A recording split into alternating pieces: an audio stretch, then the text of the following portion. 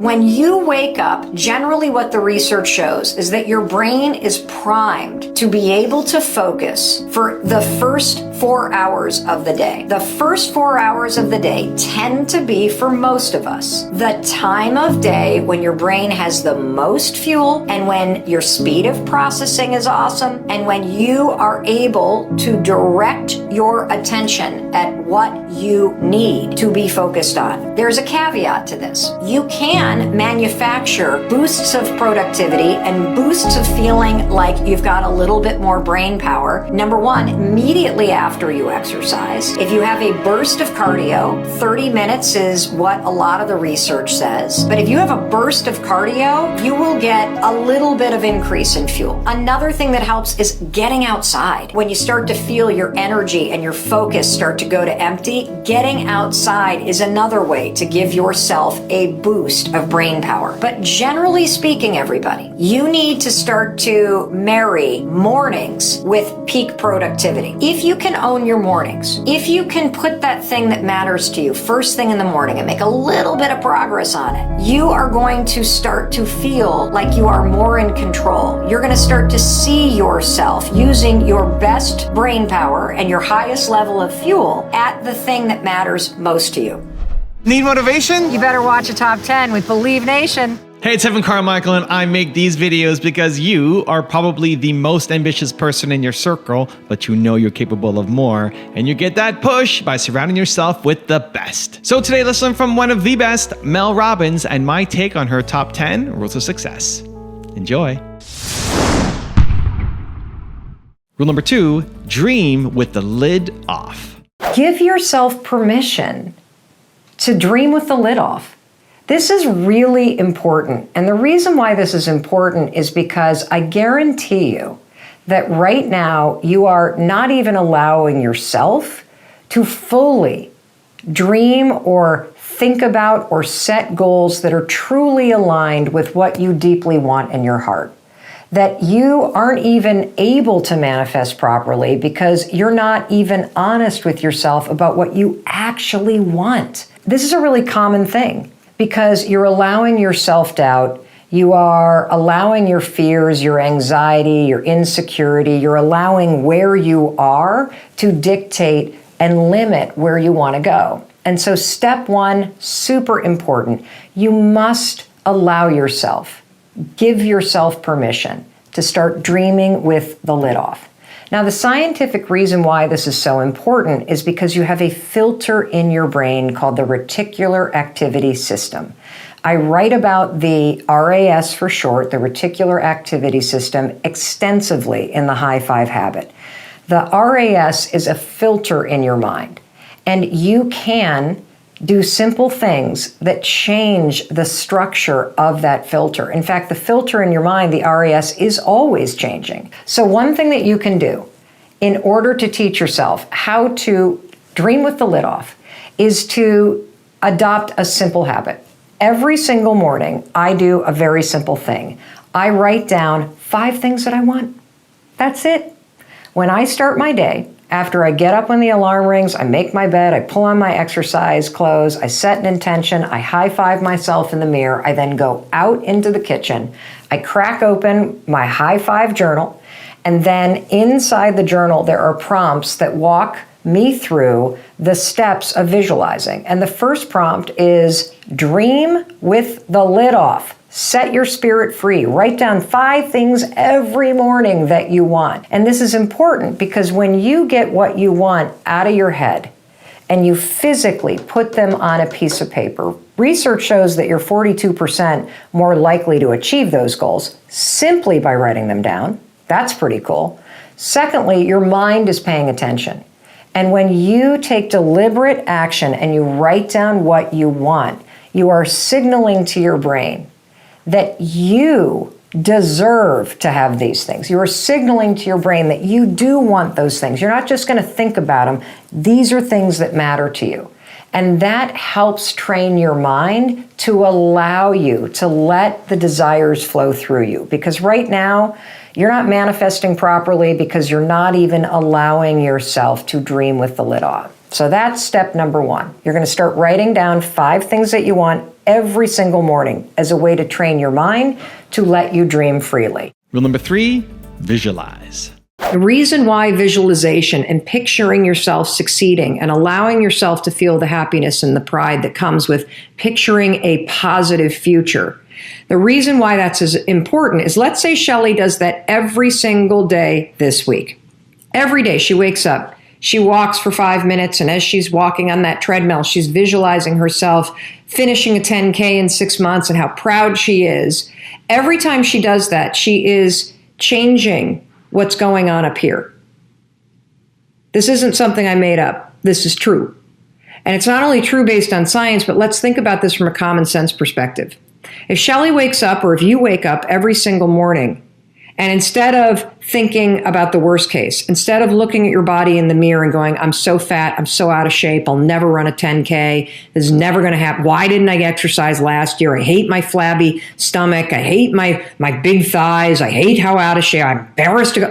If that's what you're thinking, then that is what you're allowing your brain to continue to filter the world through. If you start teaching yourself the skill of visualizing a positive outcome and feeling the pride that comes with achieving that positive goal, what happens for you right now is you start to think like the kind of person that does a 10K. If after an entire week, what Shelley does is she looks in the mirror and she goes, I'm getting stronger every day. I'm really proud of myself. Even though I'm feeling flabby, I'm not saying you're flabby, Shelley, but even though I'm feeling flabby, I'm doing the work. I can do this. What happens a week from now is when she sees a registration for a 10K, the old mind that wasn't programmed correctly would go, oh, you're fat, you're out of shape, you're not prepared for that, don't sign up.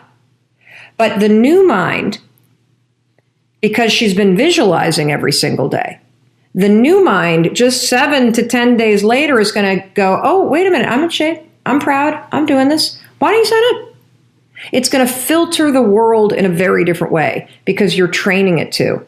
This is the heart of doing a mindset reset. And this is why visualization works and why it's an important step and why I'm so glad you're doing it. Rule number 4, identify important things.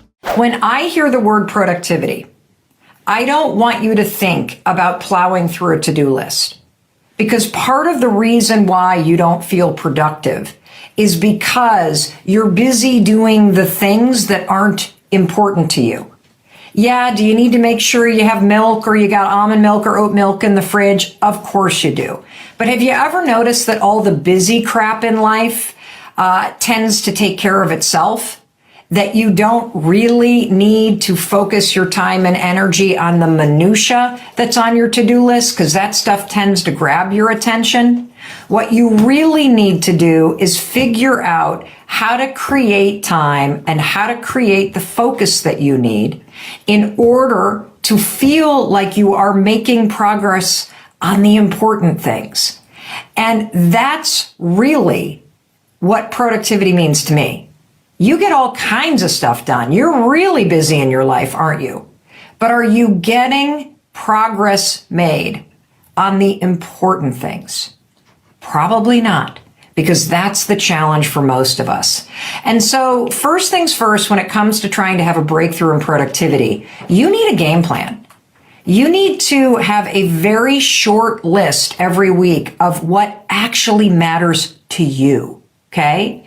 Because I guarantee you, if you were to do an audit of the way that you spend your time this week, you would probably see that 95% of your time is spent on things that you really don't care about. And even more scary, I bet you don't even realize how much time you are wasting just mindlessly scrolling through social media or sitting on the couch with the TV on, also answering emails.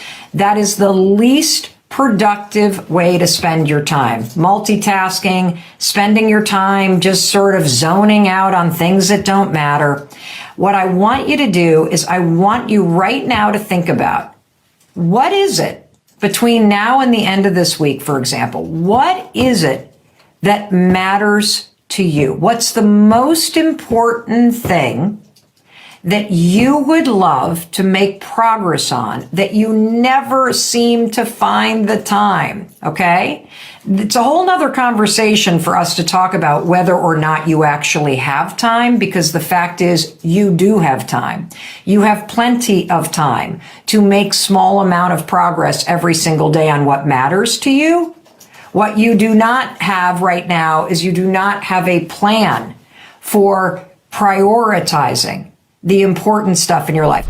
Also, to make sure you're actually taking action after watching this video, I've designed a special free worksheet just for this video. The worksheet will highlight all of the lessons learned in this video, as well as pull out our 3 favorite learnings and quotes that will inspire you to actually do something. The worksheet will also give you space to write down what your key takeaways are and your specific plan of action to make sure you're getting results. If you want the worksheet designed specifically for this video, absolutely for free, there's a link in the description below. Go click on it and start building the momentum in your life and your business. I'll see you there. Rule number 5, set boundaries. If you struggle with boundaries, I want you to know you're not alone, and this is super common.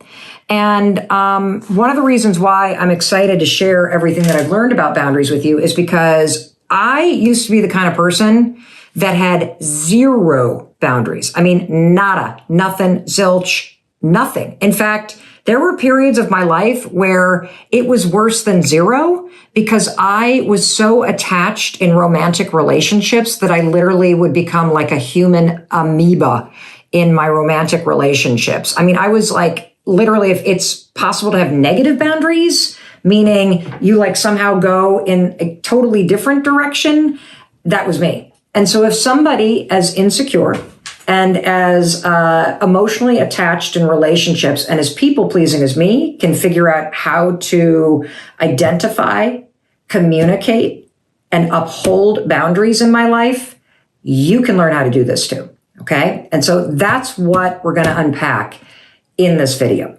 So I think a big question, because a lot of people talk about boundaries, they know they need boundaries, but they don't have good boundaries. Why is that? Well, the reason why we don't have good boundaries is because none of us were trained how to set them. I mean, I want you to think about your childhood for a minute. Your childhood with your caregivers, your parents, your grandparents, whoever, it is naturally an imbalance, right? Like when you come into this world, you are born into a particular family. You're born into a particular culture, religion, economic situation, a place in the world, a race, like a religion. And based on where you were born and to whom you were born into in terms of the family structure, there were all kinds of rules that you had to follow. And if you did not follow those rules, there were consequences. And so can you imagine if you, as like an 8-year-old, started to try to express boundaries, literally, like mom cooks a pot roast dinner, and you cross your arms, you're like, mom, this is a boundary cross for me. I have decided that I am no longer eating meat. Your mom would probably go, guess what, youngster? You not eating dinner is a boundary crossing for me. You're not getting up from this table until you finish what's on your plate. And so saying boundaries when you're little doesn't really work for the adults in your life. And that's why you never learned how to do it. And by the way, your parents were probably never taught how to have boundaries either. And so I want to start at the very beginning, okay? Where do you even begin? Where do you even begin when it comes to learning how to set healthy boundaries, okay? So first things first, where you're going to begin is you're going to start to think about boundaries in a completely new way, okay? The number one mistake that we all make, I made it, you're making it right now, is when you think about boundaries, you are thinking about other people first, okay? You're thinking about boundaries and believing that your boundaries are rules in a relationship that define respect and that somehow your boundaries are going to control or change someone else's behavior. That is the exact opposite of how you should be thinking about boundaries, okay? And I'm going to give you a bunch of examples. Don't worry. I didn't realize this This is why I was lousy at setting boundaries, because I thought that my boundaries control what other people do. No, no, no, no, no. So how do I want you to think about boundaries, okay? Boundaries are rules that you create about your own behavior. Yep, I'm going to say that again. Boundaries are rules that you create about your own behavior. Rule number 6, reframe negative patterns. Understand that you can find people to support you. You will always find people to criticize you. Watch, though, how when somebody outside of you criticizes you, how that triggers the internal pattern. So what is the pattern that you have of thinking that gets triggered that disempowers you? That I won't have any words. You won't have any words. Let's go deeper than that. Is it something about being loved or being unworthy or not being good enough? What is underneath, I won't have the words? Yeah, they won't be the right words, and it won't be good enough, yeah. Okay. And so do you have an opinion that you're not good enough or not deserving of success? Or that you're not smart enough to make a difference? Yeah. What is the one? What is the thing that hooks you? That you say to yourself? That I'm stupid. Okay, there we go. That's a good one. Not a good one, but you know what I mean. That's a good one. Or because, I'm a piece of shit. That's my biggest Okay, I'm a piece of shit. Now we're talking. Yeah, that's the big one. Who told you that? I don't know who told me that. When did you start believing that? As a little girl, yeah. God, I've just been saying it for so long, I don't know. That's okay. She said, I've been saying it for so long, I don't know. Yeah. As you now know what you're looking for, you're going to start to connect the dots, okay? And so here's the thing. At some point, you started telling yourself, whatever, I'm a piece of as a strategy. You did it on purpose as a youngster, as a way to survive things that were happening. Because maybe when you said, well, I'm a piece of you actually got really quiet and you didn't get hit. Or maybe when you said that, you removed yourself from situations when you would have been abused or something. It worked because it protected you, as weird as it sounds. Yeah. Are you seeing something? Yeah. What are you seeing? Well, yeah, my dad he wanted me to be quiet, in the corner, being quiet, yeah. We couldn't make noise and Okay. cry. And if you raised your voice, you got in trouble. So do you guys see the link now between why she has a concern about finding her words? Oh, yeah, I didn't get that one. You see that now? Yeah. So every time that you are in a situation where you need to speak up, how many of you are relating to this, by the way? I have a theory about all of us, that we have patterns and strategies that we created when we were little in order to survive situations. And what she internalized was don't speak up, and you're a piece of shit if you do. And believe me, that protected your ass. It worked, because you didn't speak up and you didn't get in trouble with your dad. Right, and I still got the love. So if I speak up now, I'm going to lose my dad's love. Do you see this? Yeah. So this is a pattern that got written when she was little. And it was written by someone else, and it worked. It worked. The problem is now that you're... It's working now. It's not working now. It's not working now. Not working now. Can't and move see, forward. exactly. And so this is what's fascinating about all this. There are places in your life where you have patterns that you don't even recognize, that were strategies that you developed when you were a kid. And so in the areas where you're really frustrated, that pattern is probably not present or conscious, something that you're aware of. And so every single time, because you've been repeating this and repeating it and repeating it, every single time you're about to hit play, every single time you're going to stand on a stage, what's going to be right there is don't speak up. Yeah. Yes, freeze. And you're going to go 5, 4, 3, 2, 1. The only thing that actually overrides this pattern is to speak. And through speaking, you will see that you're not a piece of shit. You actually have something to say. Or you could make fun of it and say, well, I guess I'm just a piece of shit, something to say. That's going to be my thing. Yes. I'm a piece of shit. I got something to say. That's right. And I also like the strategy of kind of making the fun of the stuff. even the heavy stuff, because it loses its grip on me. It works for me. It may not work for you, but it's something to try. Rule number 7, manifest what you want. First of all, you got to give yourself permission to really have what you want, okay? Because you got to have the thing that you're visualizing be something that is authentically something that you want. Number 2, you must see yourself taking the steps, the tiny actions, and doing the work that will lead you to creating or having what you want. Third, you got to feel in your body what it feels like to do the work. And you also have to feel pride as you see yourself doing the work, because that amplifies your mind, body, and spirit really imprinting and training and preparing for it. And fourth, obviously, you got to take the actions. And all of that manifesting and preparing inspires you to take the actions.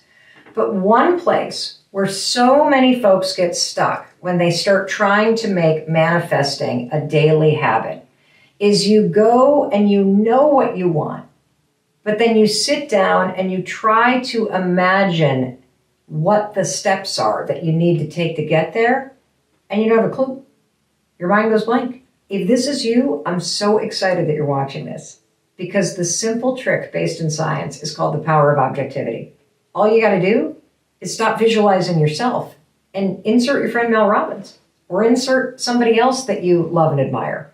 And the power of objectivity is going to immediately switch you from a blocked mind to one that is bolder and more creative and able to visualize the steps. Now, I'm not just making this up. There's extraordinary research that was just written about in the Harvard Business School Review. They did 8 different studies at the University of Wisconsin where they were studying the power of objectivity. And with thousands of participants, here's what they found. When participants tried to visualize themselves doing hard things, immediately, the participants, when they thought about themselves doing something hard, like let's just say asking for a raise, okay? I want you to imagine yourself asking for a raise or applying for that dream job. When you visualize yourself doing it, you immediately focus in on minutia. You start imagining all kinds of things that could go wrong. You start arguing against yourself, and doubt comes flooding in. You have a very cautious mindset when you place yourself in those scenarios. However, if you were to visualize me, Mel Robbins, asking for that raise, immediately your mindset switches to being very bold, being creative, seeing all kinds of opportunities. And in fact, when you not only visualize me, your friend Mel Robbins, asking for that raise that you want, when you give me advice, you're super enthusiastic. You're like, Mel, you should go for it. And I bet in your life, you have probably told friends or loved ones, you should ask for more money. And you mean it because you're visualizing them. But you yourself won't visualize yourself doing that. You talk yourself out of it. We've all had this experience. You yourself are probably sitting there going, you're right, Mel. I constantly tell my friends, you deserve more. You should break up with that jerk. Do. You should go for it. But when it comes to yourself, you see the excuses and doubt. So I want you to leverage not only this common sense, but this research to your advantage when it comes to manifesting. Pick what you want, and then if your mind goes blank when it comes to seeing yourself do the work, literally just insert your friend Mel Robbins or insert anybody that you love. Rule number 8, focus on progress. Part of the reason why you don't feel productive is because you're trying to complete everything. And so let's take one of the things that I saw somebody write, that you want to clean up one of the spare rooms in your apartment or in your house, that maybe there's a spare bedroom and you have been wanting to turn it into a home office, or maybe one of the kids has moved out of the house and you want to declutter that room, like in a project around organizing. Maybe it's something in your garage or your basement. Or, hey, here's one for me. Our daughter moved out and started her life, post-college, and our other daughter is out in Los Angeles going to college, and we, no joke, have 3 garbage bags full of clothes that somebody needs to go through to figure out what needs to be donated, what could you actually sell because it still has tags on it. And it has been sitting there for 2 months. So maybe you have a pile of that kind of stuff in your house. This is not a priority for me. I'm perfectly fine with it sitting in the room where our laundry is. The priority for me this week is to carve out dedicated time to hang out with our 16-year-old son and do something fun together. Because we spend a lot of time together, but we don't get intentional about doing something specific. But if you want to declutter, for example, here's where we all go wrong. You identify what you want to do, and then you think you got to get it done. In order for me to go through 2 bags of clothing, for example, in order for you to clear out your garage, that could take you 2 days to do it the right way, right? Because, if you don't give yourself enough time, then you're going to piles. And so then you think I can't get it done. And so then you never schedule it, right? Okay. We're not going to worry about completion, everybody. We're going to worry about progress. So when you think about things in terms of progress, it can shrink the amount of time that you need. Maybe all that you're going to do is you're going to work on one dresser in the room, or you're going to work on one shelving unit in the garage.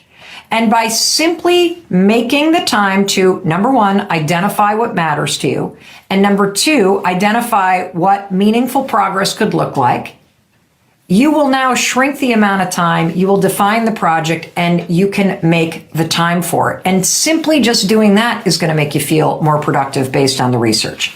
All right, now let me talk about what you need to do. Okay, I literally have notes for this. Oh, there we go. And I just lost it because I really want to make sure that I teach you all this stuff. So here, Becca, can you help me? Because this is not, because my thing is not, never mind. Guys, I am trying, multitasking is not how you be productive. And you are watching me multitask right now. We're going to get into some of the science now. So now that is how you leverage something called the progress principle. Okay, the progress principle is really important when it comes to productivity. This is a concept that I first learned about in the Harvard Business Review. So if it's in the Harvard Business Review, everybody, very fancy, must be accurate, right? If it's coming from Harvard. Well, the progress principle is a study that comes from a study where researchers looked at, I believe it was 14,000 work journals. And what they found after looking at the work journals of how people spent their time, 14,000 people, is that at the end of the week, the people that felt like they had been the most productive and the people who felt the most fulfilled by their work week were the people who simply made progress on something that mattered. And so by you identifying what matters to you this week, and by you identifying a way that you can make a small amount of progress on it, you are leveraging this research from Harvard Business Review about what creates productivity and meaning and fulfillment in your life. And that's making progress on something that matters. Rule number 9, do the work. You need to do the work, okay? You got to do the work. Because it's only through your actions that you will accomplish what you want. Let's say that you've always wanted to climb a particular mountain, okay? There's a mountain called Haystack. It's not even that tall, so I should probably pick a bigger one. But let's just call it Haystack Mountain. You've always wanted to climb Haystack Mountain. You pull up to Haystack Mountain, and you get out of the car, you park at the National Forest parking lot, and you make the mistake of looking up at the mountain, which is the end goal, right? And you notice it's up in the clouds. And then you start to think, oh my God, that's a really far way away. I don't really know how I feel about doing this anymore because that looks like it's going to take a really long time. And then all of a sudden it starts to rain. And you go, I don't think I want to do this because I don't think I feel like doing this. And next thing you know, you are back in the car, driving back down the road to that little diner that you saw. And instead of climbing the mountain that you've always dreamt of climbing, you've now come up with an excuse and you have abandoned ship. You now have literally become your own obstacle. You talked yourself out of it. You started to doubt yourself. You told yourself you weren't ready and that you didn't feel like it. You pull the ripcord, you're out of there. In order to have what you want in life, you must stop staring at the top of that mountain. You must stop creating excuses for why you can't or don't feel like it.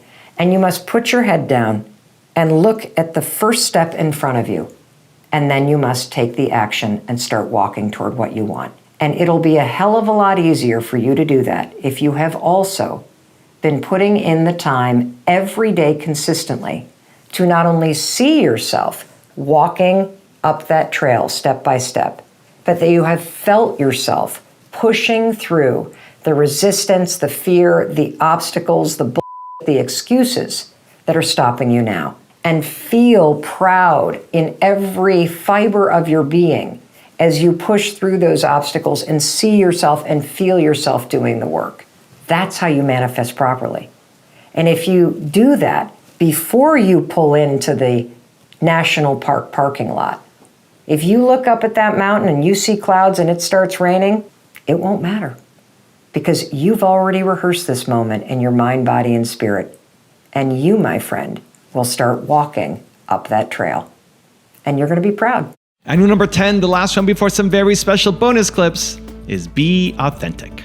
So many of us have this perfectionism gene. And the reason why we're perfectionists is we're trying to insulate ourselves from criticism. That if you get it perfect, no one will give you feedback. If you get it right, nobody's going to criticize you. If you do it perfect, then no one will be able to attack you. And the problem with that, and that's just another side of the same coin, which is the fear of disappointing people. You're managing not disappointing people, not by lying and not by being codependent, but by actually trying to be a perfectionist so that nobody criticizes you. So let me tell you a story about the fear of disappointing people in my own life, because this is the biggest trigger in my life. I mean, it goes back to being in 4th grade, right? It's there. And this is another thing, I literally have to remind myself of this, everybody, every single day. You cannot remove the things that trigger you. You can't. If you've been doing a pattern since 4th grade, there will be things for the rest of your life that will trigger that pattern to come up. But you can always choose not to repeat the pattern. So you'll be triggered and be afraid that you're going to disappoint somebody. That's real, that's normal, it's natural, it's part of being a human being.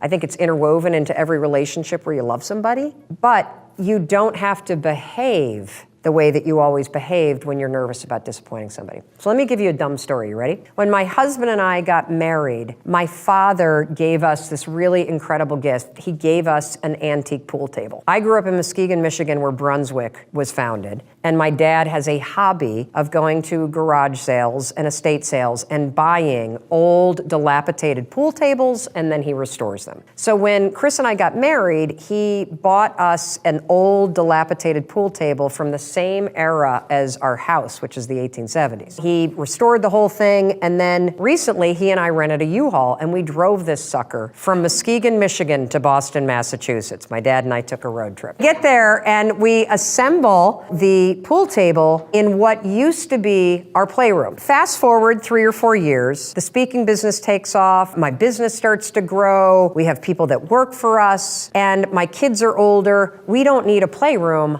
we need an office. The pool table is in the middle of this thing. For the first 2 years of having the office, we kept the pool table there. Why? Because I didn't want my dad to be disappointed. Because I love him. Now, he visits our house twice a year for 2 or 3 days with my mom. And I kept this thing occupying a third of our office for 2 years. And then I realized I'm being ridiculous. I'm being absolutely ridiculous. Now, here's the thing. Will he be disappointed if I take the pool table down? Absolutely. Definitely. There are always going to be things that you do, decisions that you have to make in your life, in your business, for your family, that will disappoint other people. It's unavoidable. But the fact that he's going to be disappointed should never be the reason that I don't do something that is aligned with my values. Now, let's take it a step further. When you make a decision that is likely going to disappoint people, or that does, still make the decision, because it's your life. There's nothing worse than when you start to rob your future and your life and your happiness because you're so focused on other people. However, if you love people, you can still take care of them when you make that decision. So let me go back to the example of the pool table. So I knew I was going to take it down. I knew my father was going to be disappointed. I was disappointed. I don't have a big house. So I don't have the room for a huge pool table. I don't have a finished basement like a lot of people. I don't have like a cool garage game room thing like I just don't have it. I called him first and said, I need to talk to you about something. You know, the pool table, I love the pool table. Dad, my business is growing so much, I actually need an office. And, oh great, it'll be great in the office. And I'm like, well,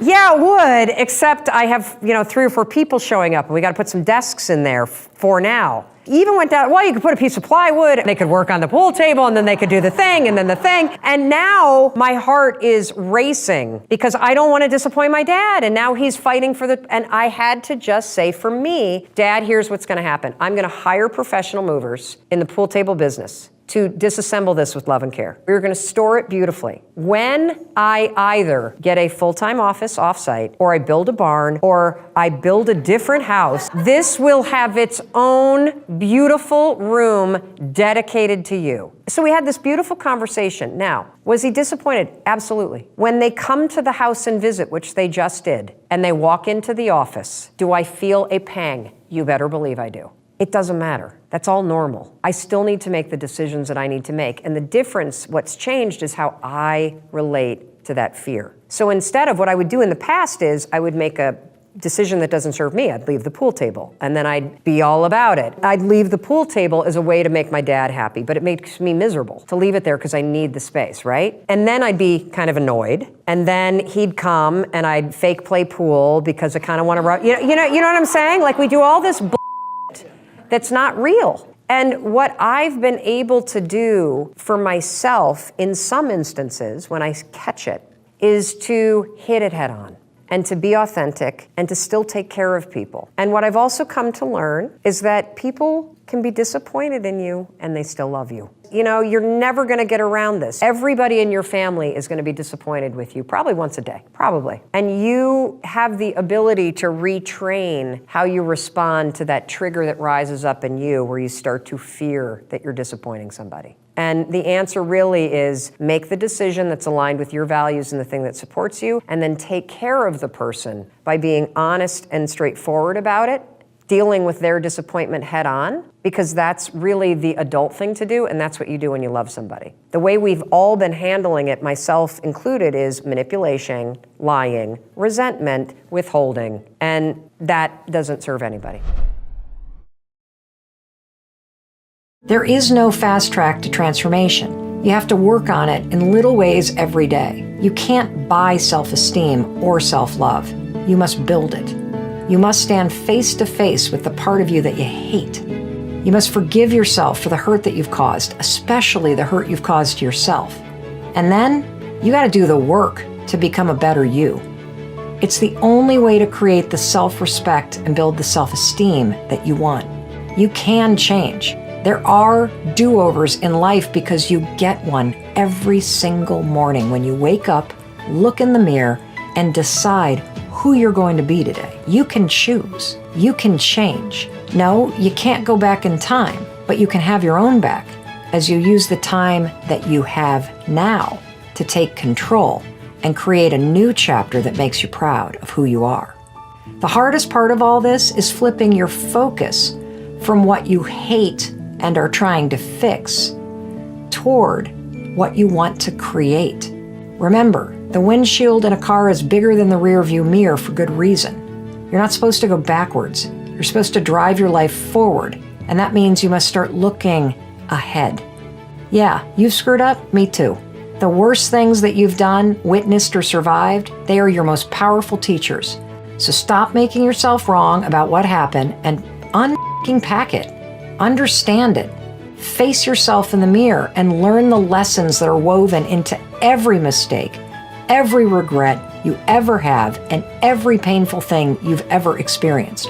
Here's the profound insight I gained that I want you to hear. You aren't broken. You're just blocked. Forgive yourself for all the things you did while you were just trying to survive. Your mind collects mental lint. That's right. That's all that doubt is. That's all that fear is. That's all that anxiety is. That's all that worry is. That's all that people-pleasing is. This is lint from life that is collected in your brain. And you know what? Lint stands for something. Get your pencils ready. You lose inspiration due to negative thoughts. That's all that's happening. You're not broken. You're just blocked. The filter in your mind is blocked, just like a dryer filter gets blocked by lint. And you can't think this stuff away. You got to take action. And the single most effective tool on the planet, hands down, to wipe away the lint in your mind, to wipe away the doubt, to wipe away the fear, to wipe away the anxiety, is the 5-second rule. I'm dead serious about this. When you feel the fear rise up, when you feel the self-doubt start to block, when you feel the anxiety start to take over, when you feel like you're losing the inspiration to move, you're just going to count backwards. 5, 4, 3, 2, 1. I know it sounds dumb, but trust me on this one. Counting backwards, 5, 4, 3, 2, 1 wipes the lint off the filter in your brain. That lint that makes you lose your inspiration to act due to negative thoughts. And once you get to 1, it's clear. So your confidence and your courage can flow right through you. This one is like really important. You need to do the work, okay?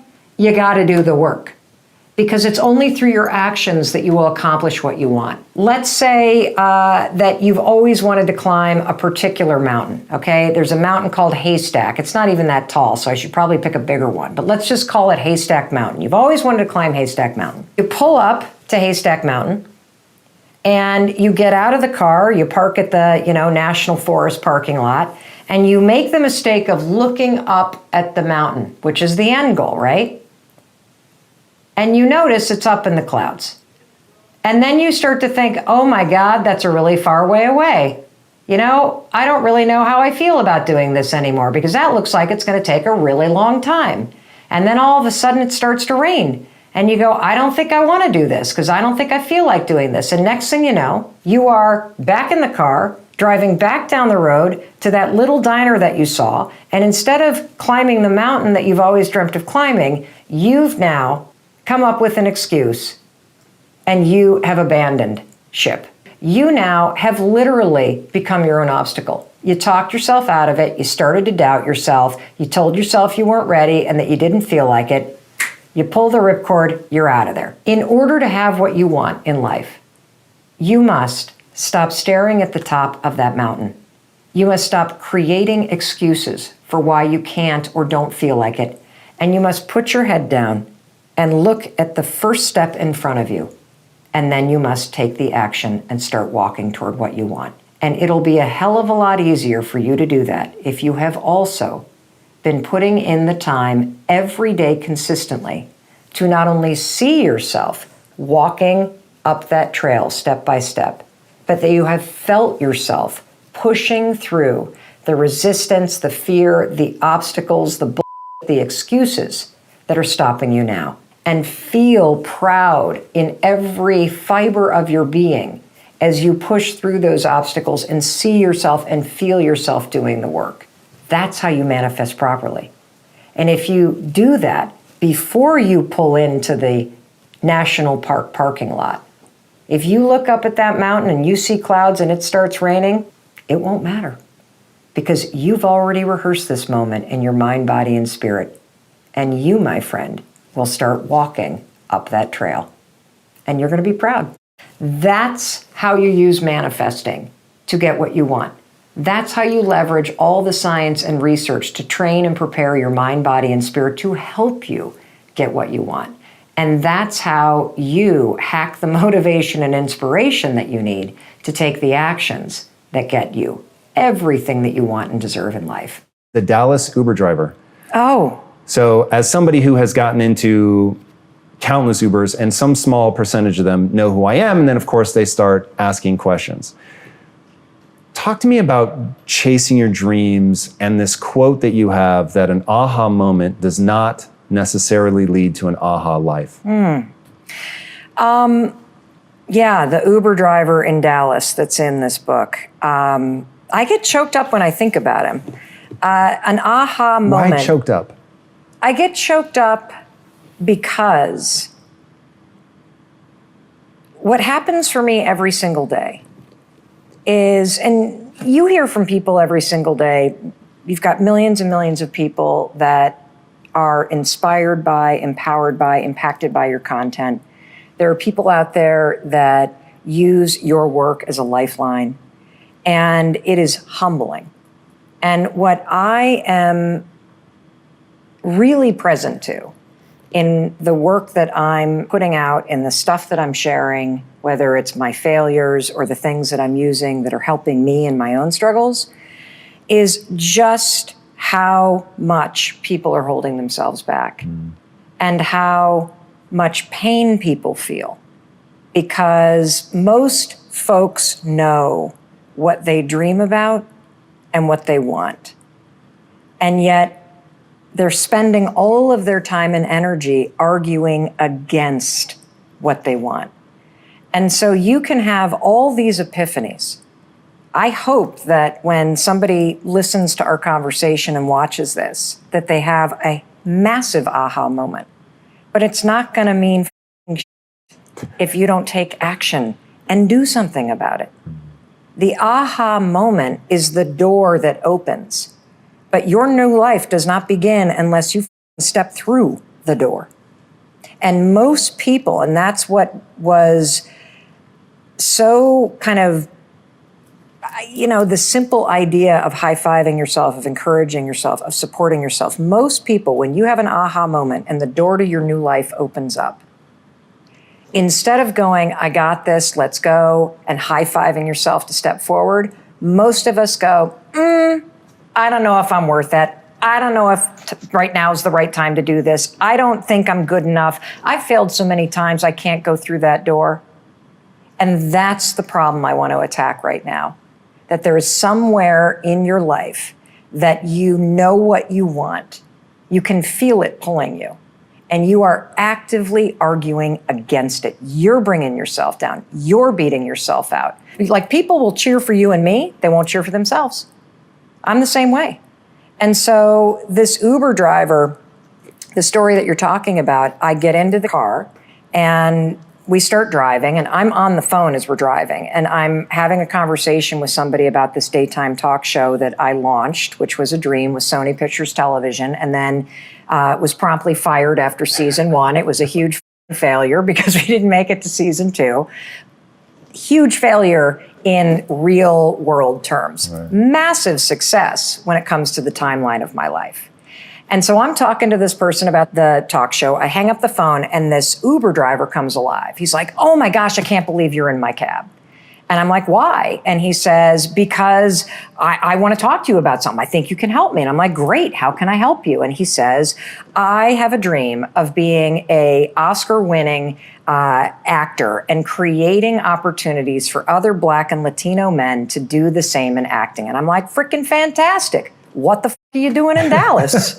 Right? The guy's 25. And so I go, the game is in New York and LA.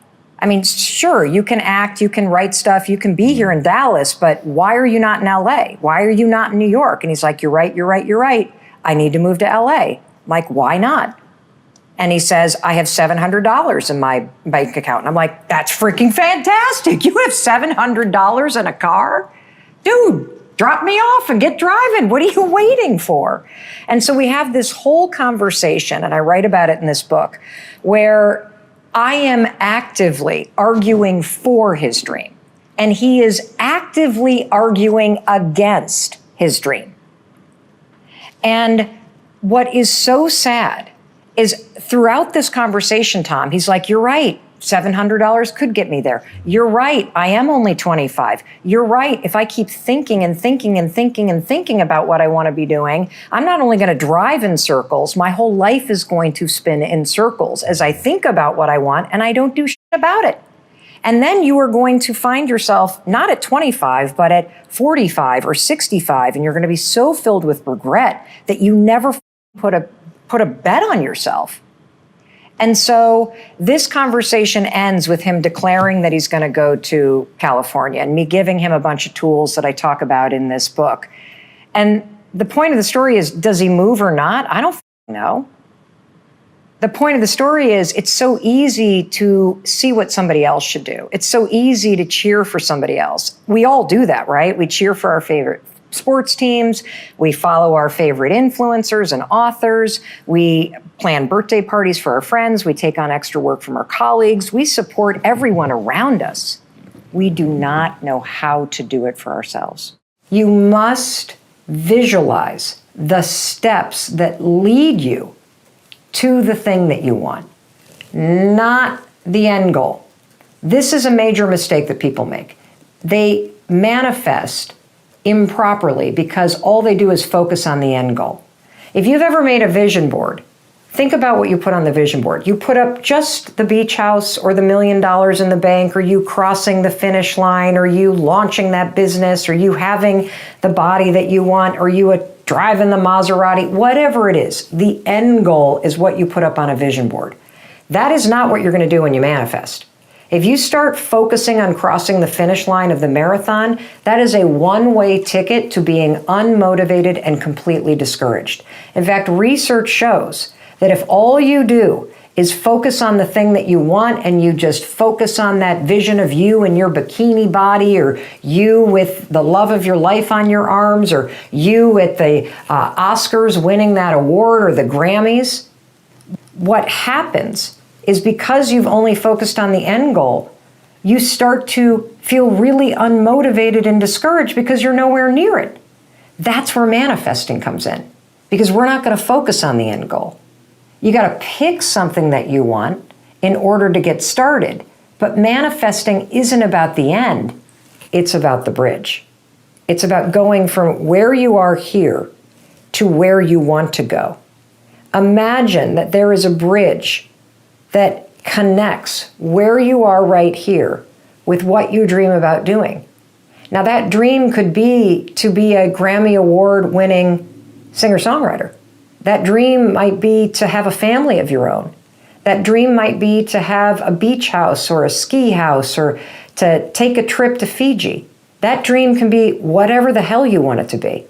But when it comes to manifesting, once you've given yourself permission to dream with the lid off and really want what you want, to feel the pull of that thing, now we got to talk about the path that connects where you are with where you want to go.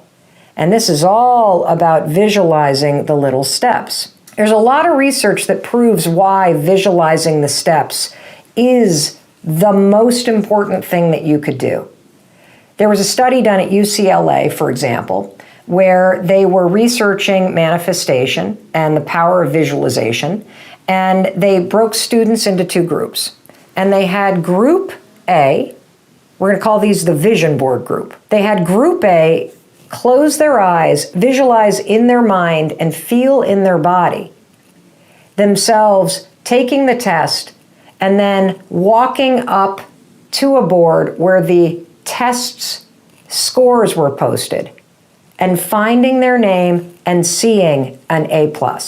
That's what Group A, the vision board group, were told to do, to visualize themselves achieving what they wanted. Group B, we're going to call these the hard workers. These students were coached in this research project to close their eyes and to visualize going back to their dorm room, sitting down at the desk, and studying, and staying up late, and putting in the work, studying and preparing for the tests. Now let me ask you a question. Which group do you think did better on the actual test? Was it Group A, the vision board group, who were taught to visualize and picture themselves walking up to a board and seeing the A+? Or was it Group B, the hard work group, the group that was taught to close their eyes and visualize and seeing themselves doing the work to study for the test? Well, if you answered Group A, you're wrong. If you answered Group B, you got the correct answer. The reason why Group B, the students who visualized studying for the tests, got better test scores, is because when you visualize yourself doing the work, visualizing it leads you to doing the work. And it's only through actions that you will get the result that you want.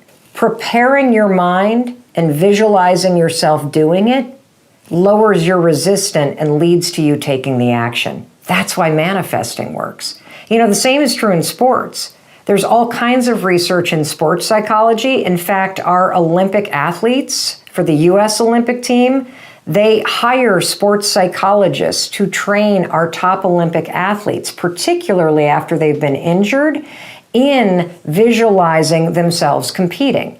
When you coach an athlete to mentally rehearse every single detail about going through the competition, you are training the mind, body, and spirit to show up and dominate.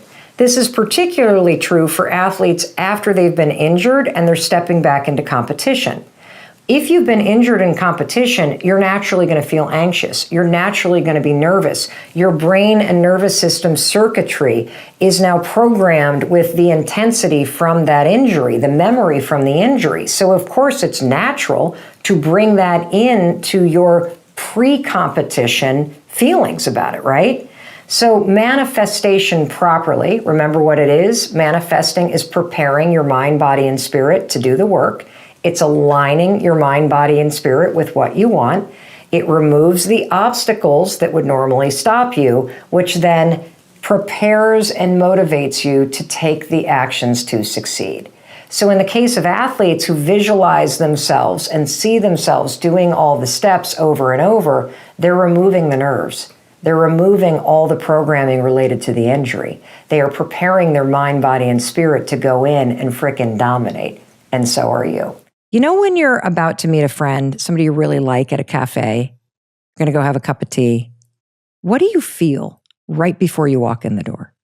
Excitement, enthusiasm, energy, joy, positive nervousness, like that kind of like butterflies, even in a positive sense. Yeah. So at this moment, I was 51 years old.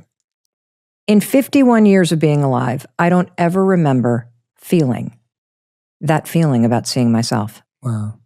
For the first time in my life, I had this sensation that I was excited to see the human being, Mel Robbins. Mm.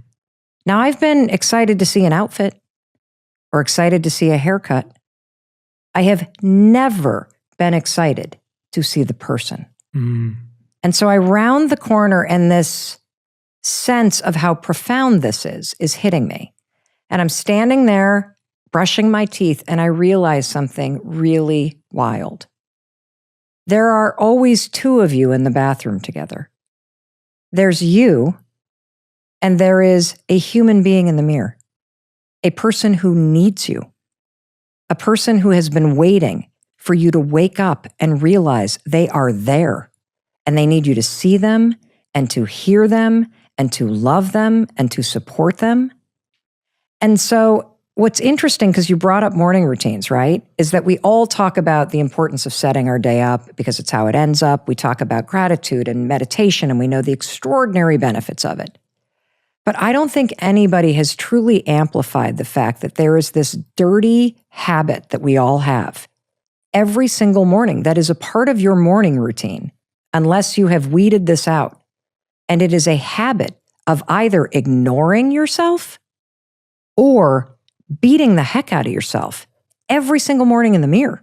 I mean, 91% of women don't like how they look.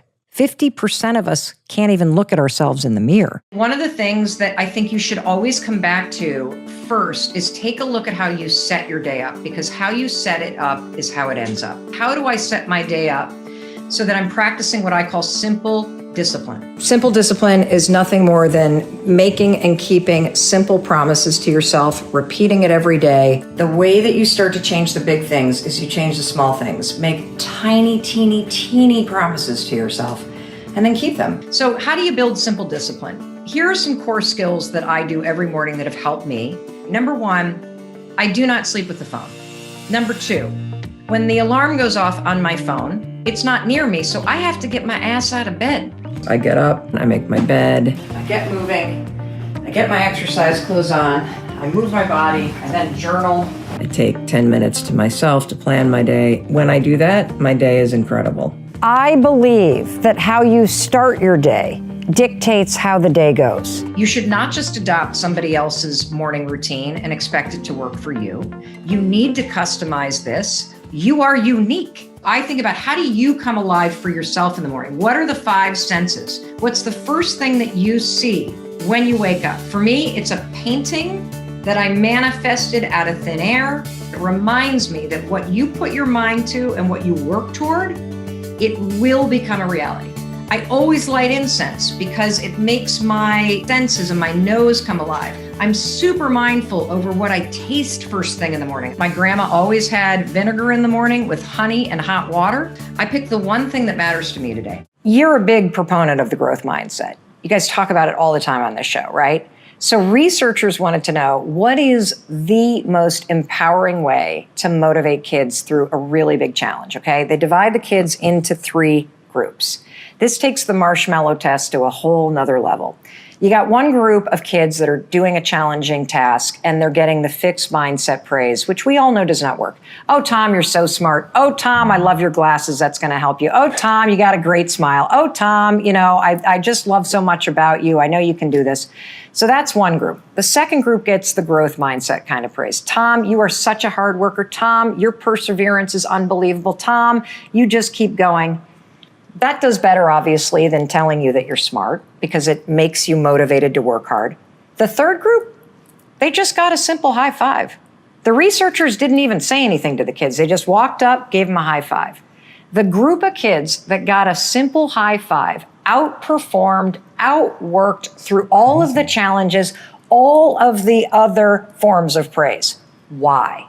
Because a high five is something deeper than praise. It fulfills your most fundamental needs as a human being. When somebody high fives you, you feel seen, you feel heard, and you feel like somebody has acknowledged you for the unique person that you are. And one of the things that will help you to do the work to create the things that you want in your life is it will help you if you train your mind to start spotting evidence as you're doing the work, as you're going through your day. It will help you if you train your mind to start scanning the world and spotting evidence that, yes, indeed, the world is sending you positive signals that things are going to work out. Now, why is it important to train your mind to help you get what you want? Well, the reason why is because if you get into a negative mindset, if you start thinking, this business is never going to work, why even bother? Or I'm never going to meet anybody. It's nothing but losers out there. Look at all these idiots on Hinge. Why the hell should I keep doing this? If you allow your mind to start to rest in a pessimistic, negative, protective, scared, and doubtful stance, your mind will continue to show you reasons why there's nobody on Hinge worth talking to. Your mind will continue to show you all the reasons why you will never make it in business. Your mind will continue to show you all the reasons why you're never going to lose that weight and be able to tuck in your shirt, as my friend Corinne Crabtree always talks about, that transformational moment. And when your mind goes negative, your mind starts to scan the world and will show you more reasons to stop. And the power of training your mind to spot positive signs is very simple. The power is that your mind will start to show you reasons to keep going. Your mind will help you take the step. Your mind will encourage you to feel optimistic, to feel empowered. Just like you woke up today on a Tuesday and it was February 22nd, 2022, and those numbers are lining up, and that makes you in your heart and soul go, whoa, something cool could happen today. Like that only happens like once in my lifetime, those numbers are going to line up like that. Today is a really cool day. Let's go do something with this. You could create that kind of attitude every single freaking day of your life. You could. If you train your mind and if you start taking action. And training your mind is the key piece that we're going to talk about. So for those of you that have read The High Five Habit, one of the things that I talk about a lot is every single day find a naturally occurring heart-shaped object in the world. It could be a stone, it could be a leaf, it could be a cloud, it could be a shape in your coffee. Hey, Chris, if we've got anything around here that looks like a heart, hand it to me. And the reason why I love telling you to start playing a game with yourself where you start your day going, mind, brain, show me some heart. Oh, what is this? Come here. Dog treat. Oh my God, it's a dog treat. Look at this, guys. What shape is that? That right there is a heart. There we go. Check that out. If you say, brain, mind, show me a heart today, guess what's going to happen? That damn dog biscuit, you're going to be like, there's a heart. You're going to look out at the sky and you're going to see a heart shape. Oh, right there in the mountains. There's a heart shape in the mountains in southern Vermont. You're going to see it in the clouds. What you're doing when you tell your mind what's important to you is you're telling your mind and the filter in your brain to change in real time and allow into your consciousness what's important to you. And if you want to see hearts, by God, those damn dog treats are going to start looking like hearts, everybody. That's how you train your mind. It's freaking incredible. And if you want to see evidence of this, follow me on social media. If you follow me, Mel Robbins, on social media, you will see every day I am reposting your stories of finding heart shapes around the world. Now, why is this important? Well, it's important because it's a simple way to prove to you that your mind changes in real time. That if you get serious about becoming more positive and optimistic and encouraging of yourself, if you get serious about saying, this, I don't want to see all the reasons why I'm unhappy. I don't want to see everybody else in the world that's launched a business or that's lost weight and is healthy or that has a really good marriage or relationship. And I don't want to see that and have my mind process it as evidence that it's never going to happen for me. I want my mind to reprogram itself and see other people's businesses and see other people getting healthy and see other people in relationships. And I want my mind to say, yeah, if they can do it, I can do it. That's evidence. If that person can get healthy, so can I. If that person can find somebody on Hinge, so can I. If that person can reconcile with their child, so can I. Other people can become evidence that you can have it too. Right now, your mind is so f***ed up from your past that when you see what other people have and you don't have it, you can't actually translate it through a negative mind and see that that's evidence that you're going to win. You see it like, oh, somebody already stole what I wanted. That sucks. And so what I want to start to open your mind to is that you have the power to train your mind to filter the world differently. Just like you woke up and you saw the date today, 2/22/22, and your brain saw that and was like, whoa, this is a once in a lifetime day, everybody. You are never going to have another day that lines up like this, ever. What are you going to do with this day? Your mind already interpreted this as, wow, something cool could happen. And if you tell yourself something amazing is going to happen today, something will, because you're going to be looking for it. I swear to God, something will. Something will. If you want to see the good all around you, you got to tell your mind you want to see the good. And this just isn't a bunch of horseshit, everybody. This isn't toxic positivity. There is a filter in your brain called the reticular activating system. The reticular activating system. I call it the RAS. I like to think about it like a giant hairnet on your head. And this RAS sits over your brain. I'm probably getting this wrong. I'm not a neuroscientist. I could give a shit about getting it right. I just need you to know the basics here so that you can apply it to your life, okay? You don't need a PhD to use the science that super smart people have been working really hard on in order to apply it to your life. That's what I'm here for in your life. I'm here to translate this stuff into simple, believable, and actionable things that you can do to take all this super cool stuff that people are researching and apply it to your normal person's everyday life to help you change from the inside out. And one of the coolest things that you have at your disposal is you have a whole system in your body that you can train and change. And one of those things that you can train and change that is impacted by that word you're hearing a lot of, neuroplasticity, that just means that things are able to twist and bend and change and you're able to learn new things for as long as you're alive. As long as you're breathing, everybody, you got a chance to change the way that you think.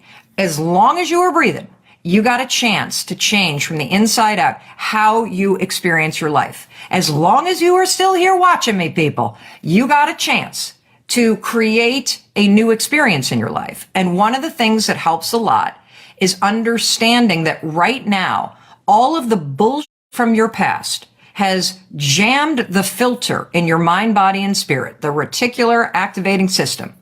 And it is clouding your ability to look at the world around you and see hearts. Remember this? Dog treat, hearts. Look at that. There's a heart right there. I had completely forgotten about the audiobook because I was so focused on this New York Times things. And by the way, here's another thing. You can't make the New York Times list if you're a self-published author. Something I didn't even know when I started. So here I thought I'd fail, didn't achieve my dream, the whole thing. I get this email. Your monthly report is ready. And I'm like, monthly report? What are they talking about? I click on that report. I open it up. I am literally like, oh my God, audiobooks. Audiobooks? Who knew audiobooks were a thing? Here's what happened. The entire time that I kept going, something amazing was happening, Lisa. They were going to the hardcover, but it wasn't available. They bought the only thing that was available, the audiobook. The 5-second rule became the #1 audiobook of the year, Lisa. It, to this day, is the most successful self-published audiobook in the history of Audible. And it created a brand new partnership that I have with Audible. Something, by the way, that I never would have had happen had my hardcover campaign be successful. And here's the other thing. I have never achieved my goal of being a New York Times bestselling author, and I might never achieve it. I've never made a traditional bestseller list. And it proves something that I believe very deeply. And that is that your dreams and the things that you put on your vision board have a very important purpose. They pull you through your fears. They inspire you to take action, but they are not necessarily meant to be achieved. I believe when you pursue your dreams and you keep going and you keep telling yourself that if I work hard, something amazing is going to happen, you'll achieve something better, something that you don't even know or can even think about right now because it's not even on your radar screen. Those dreams are dots on the map of your life that pull you in a direction you're meant to go. But you might never end up there because you're meant to end up somewhere else. I actually have an incredible quote of yours about dreams. You say, when it comes to your dreams, you have 2 choices, pursue them or be haunted by them. It's true. You can't forget a dream. You can't. Something that you want in your life, once you really want it. There are 4 techniques that I use whenever I'm going to have a difficult conversation that help me stay focused on what I need to talk about instead of getting hijacked by my emotions. Number 1, I always start the conversation by acknowledging my responsibility in the mess that we have to talk about. Whether it's the fact that I've avoided dealing with this sooner or whether there's something that I've done that's contributed to the situation, I acknowledge it right up front. And one of the reasons why that's so important is because by accepting some responsibility, you're diffusing the other person's emotion. You're also honoring them a little bit, and it sets a much more level playing field for when you get into the difficult things that you need to talk about. It's also going to put the person that you're speaking to a little at ease, so they're going to be able to listen. Number 2, you want to have a goal. Never go into a difficult conversation without an outcome defined before you go into it. The reason why the outcome is so important is because this conversation is going to be a roller coaster.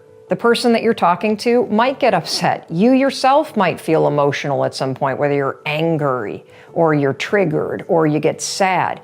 And so when you ride the roller coaster of emotion, the thing that is going to stabilize your thoughts is the outcome that you're causing. You're having this conversation because you're committed to making the relationship better. You're having this conversation because this isn't working, and so we need to end it powerfully. You're having this conversation because you want to give somebody some feedback that's not so fun to tell them, but you're giving it to them because you're committed to their success. Okay? So that goal, you feel yourself getting emotional, you come back to it, you come back to it, you come back to it.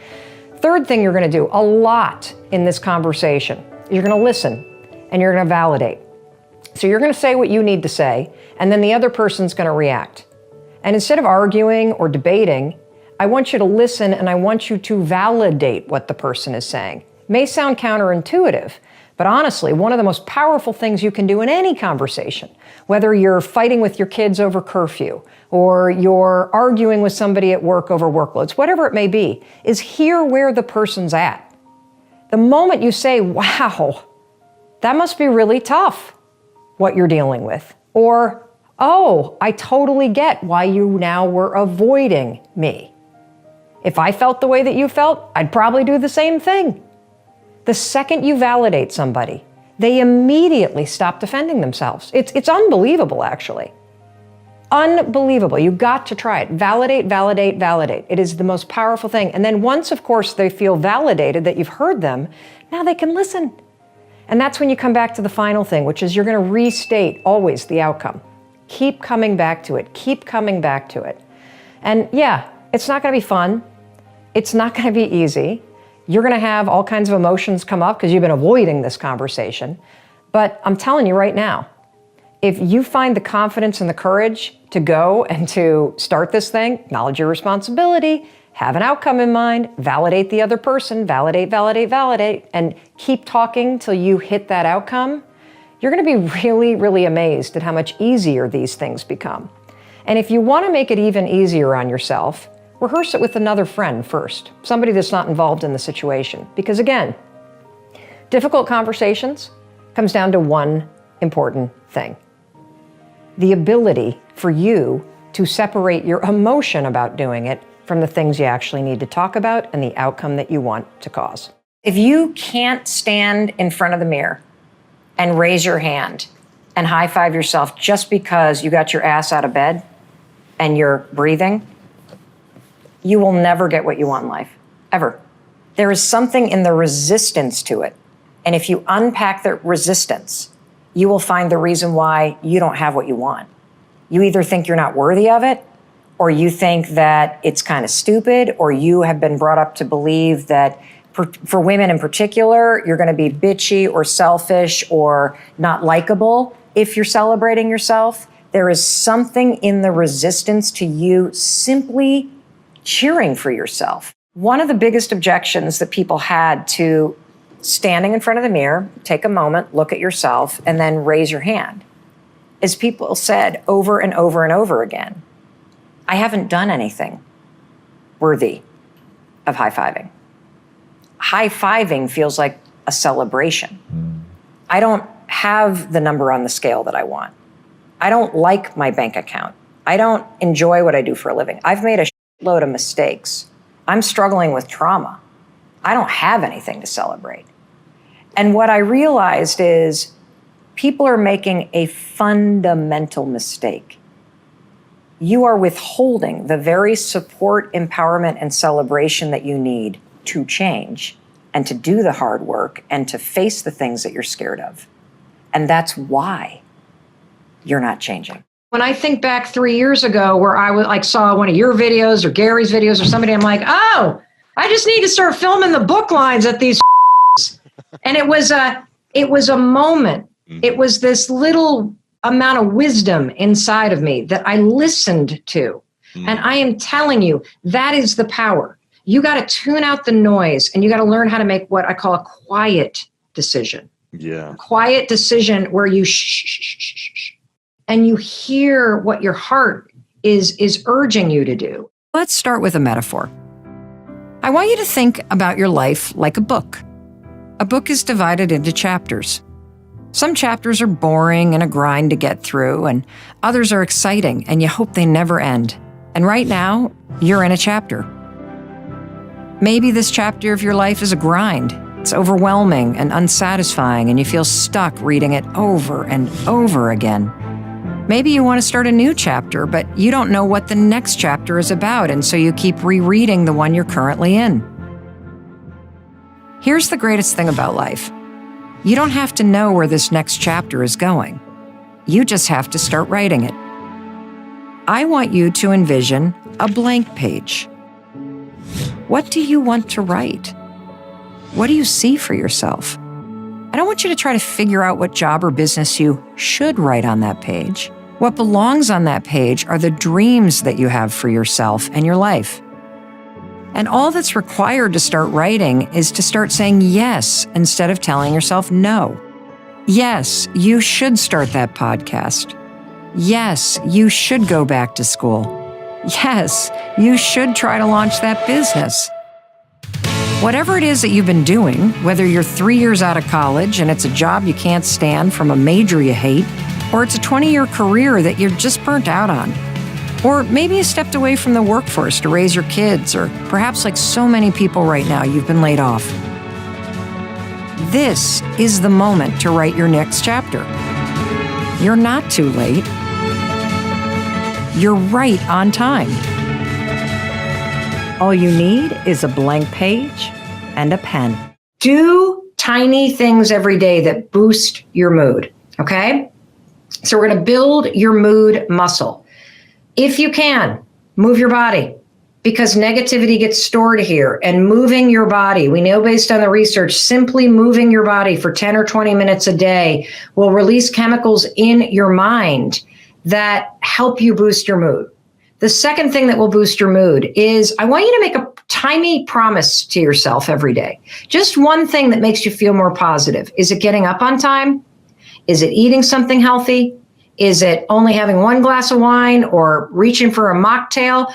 I want you to put one tiny promise into place. Put it into the comments right now. What's one tiny promise that you can make to yourself that you're going to do every day? It might just be that you're going to wake up every day, take a deep breath, remind yourself that you're healthy, and that's going to be the tiny promise. I want you to do one tiny promise every day, because keeping a promise to yourself will boost your mood and make you feel more in control.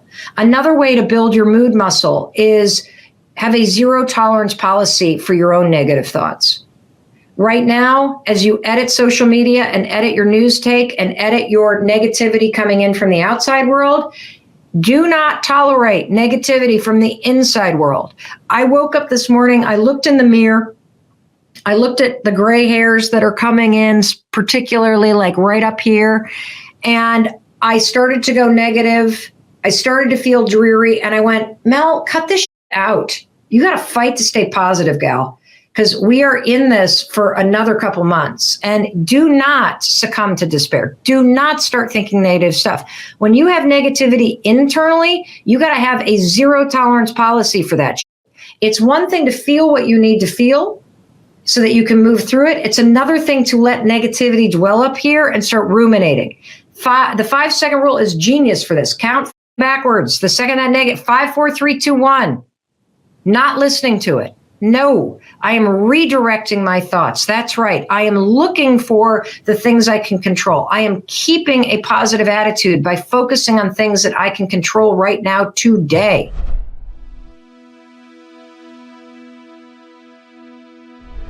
Because you made it this far in a video, I want to celebrate you. Most people start and don't finish. Most people never actually follow through. Most people say they want something, but they don't ever do the work to actually get it. But you are different. You are special. Believe Nation, you made it here all the way to the end, and I love you. So as a special celebration, if you put a hashtag believe down in the comments below on this video, I will showcase you and celebrate you somewhere on the screen in a future video, because you are awesome. For 10 more amazing rules from Oprah Winfrey, check the video right there next to me. I think you'll love it. Continue to believe, and I'll see you there. I'm asking today, why do we let our mistakes overshadow our good decisions and accomplishments? What I know for sure is that mistakes are here to help define us. And when I started the Oprah Winfrey Network,